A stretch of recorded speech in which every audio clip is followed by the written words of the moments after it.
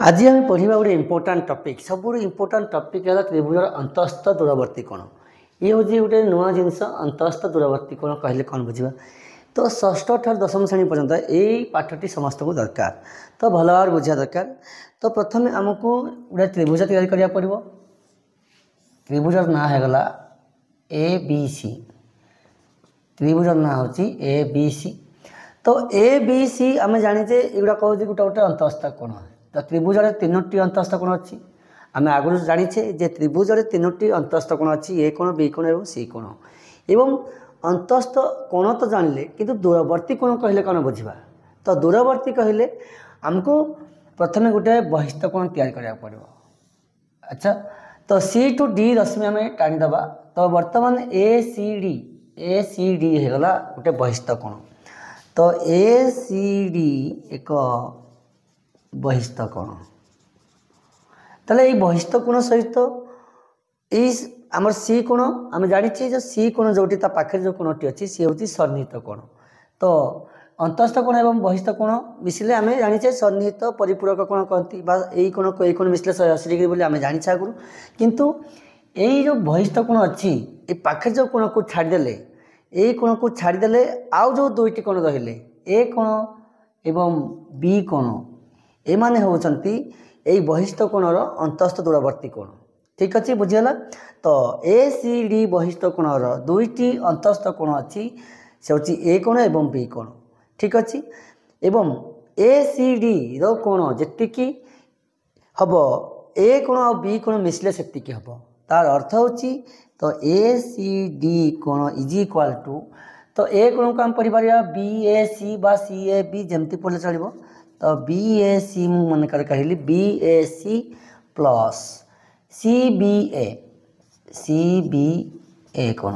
ताले मझे जो कोण जो लेटर टी आसे सेठी से कोण बी सेठी कोणर ना।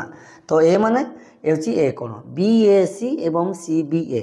तो गोटे बहिस्थ कोणर परिमाण दुईटी अंतस्थ कोणर परिमाण समष्टि सह सामान ये दुईटी कोण मिसले जहाँ तो ए सी डी कोण सांगे सामान।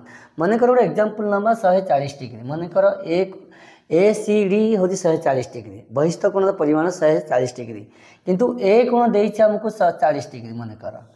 तो कही बी कोण केते। ठीक अच्छे। तो ये कहीपर दी ए सी डी है बहिस्थ कोण 140 डिग्री किंतु ए कोण और बी कोण को मिसिले 140 डिग्री आम जाचे गोटे बहिस्थ कोण परिमाण तार अंतस्थ दूरवर्ती कोणर परिमाण द्वयर समष्टि सह सामान। ठीक अच्छे। गोटे कोण यदि आम जाचे तो अन्य कोणटी केते हेबो। तो बी कोण हम सी B A लिखिपर C B A समान A C D minus C A B बा बी ए सी। तो जहाँ कहीपर चलो बी ए सी कहे चलो सी ए बी कहे चलो साकू ए कोण बुझेब किंतु एटा सब मझे रहा दरकार। जदि ए कोण कहूच ताले जिते मझे ही रहा दरकार ताले तुम ए कोण को बुझेब। ये अच्छी बी कोण ताले आकु बुझी बी कोण को बुझाऊँगी। ठीक अच्छे। तो ए सी डी देखिए 140 डिग्री एवं सी ए बी 40 डिग्री देखिए ताले केते गला 100 डिग्री ताले सी ए बी हम 100 डिग्री। ठीक अच्छे। 100 ये 40 मिसले के 140 ताले ए कोण बी कोण मिसले जेतिकी ए सी डी परिमाण सेतिकी ताले हम जानिले गोटे बहिस्थ कोण परिमाण तार अंतस्थ दूरवर्ती कोण द्वयर परिमाण सह समष्टि सह सामान। ठीक अच्छे। आम आज जानले त्रिभुजर अंतस्थ दूरवर्ती कोण एवं बहिस्थ कोण सहित तार संपर्क कौन अच्छी आम जानिले। यही पाठटी आमर दशम पर्यंत काम आसूची एवं दशम नवम श्रेणी पिलाई अष्टम नवम दशम षष्ठ एवं सप्तम समस्त यही त्रिभुजर अंतस्थ दूरवर्ती कोण यही टपिकटी बहुत बहुत इम्पोर्टाट आपको ध्यान से करिवो एवं विभिन्न प्रकार बहिस्थ कोण नहीं कर सबू कोण बहिस्थ कोण हम बी कोण बहिस्थ कोण कर। तो बी कोण यही कोण जब बहिस्थ कोण है ताले आर ना दे मनकर ई कोण।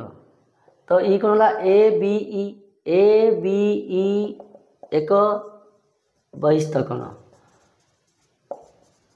ताले ए बी ई बहिस्थ कोण है तार अंतस्थ दूरवर्ती कोण किए ता पाख कोण को छाड़देले आ रहा ए एवं सी।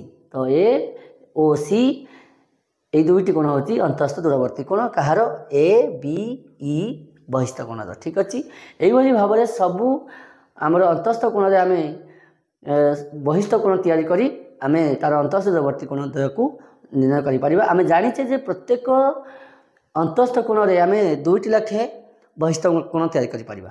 आमे जानिछे जे पूरे त्रिभुज रे हमर 6टी बहिस्थ कोण अछि। ठीक अछि, तो 6टी बहिस्थ कोण तैयारी करी अलग अलग बहिस्थ कोण तैयारी करी तार अंतस्थ कोण को चिन्हिया पई चेष्टा करिबा। आज पाठ एतिकी। आज थिला पाठटी त्रिभुज अंतस्थ कोण।